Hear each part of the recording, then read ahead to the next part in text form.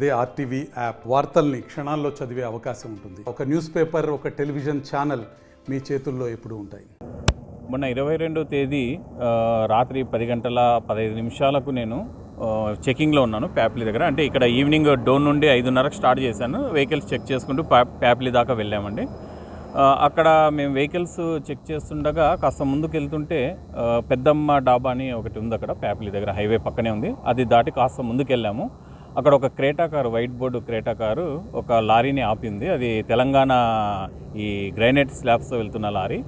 So మాకు అనుమానం వచ్చి, అంటే మా జ్యూడిక్షన్ కదా ఎవరు ఇక్కడ ఆపుతున్నారని అనుమానం వచ్చి ఆ దగ్గరికి వెళ్ళగానే ఆ కారు అక్కడ నుండి పారిపోవడానికి ట్రై చేశారు.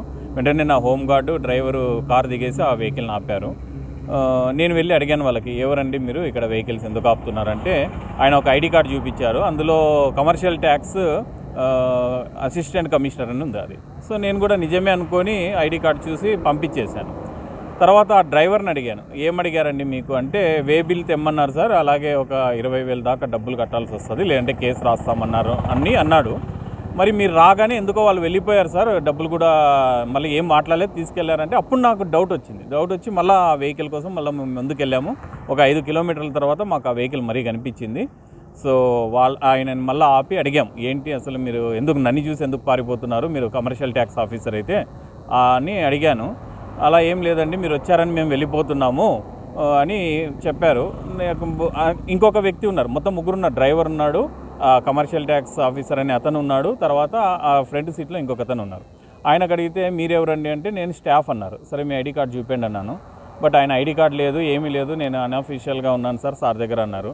నాకు దాంతో పూర్తిగా డౌట్ వచ్చింది. అందుకని నేను వాళ్ళందరినీ తీసుకొని ఈ మన ప్యాప్లీ పోలీస్ స్టేషన్కి తీసుకెళ్ళాను. సో అక్కడ ఎస్ఐ గారిని పిలిపించి వాళ్ళపైన కేసు నమోదు చేయమని చెప్పాను. సో మరి తర్వాత నాకు తెలిసింది ఏంటంటే, ఎస్ఐ గారి ఎంక్వైరీలో ఆయన retired DCTO, deputy commercial tax officer అని తెలిసిందే. ఆయన మే నెలలో ఏదో రిటైర్డ్ అయినట్టున్నారు. సో ఆయన వాళ్ళ అబ్బాయితో కలిసి ఇలా అన్అఫీషియల్గా రోడ్డు మీద వెహికల్స్ చెక్ చేయడము, వాళ్ళ దగ్గర డబ్బులు తీసుకోవడము జరుగుతుంది. ఇది గత 2 నెలలుగా జరుగుతుందని నేను కూడా విన్నాను. దాని మీద కేసు ఫైల్ చేశారు, అది ప్రాసెస్ జరుగుతుంది.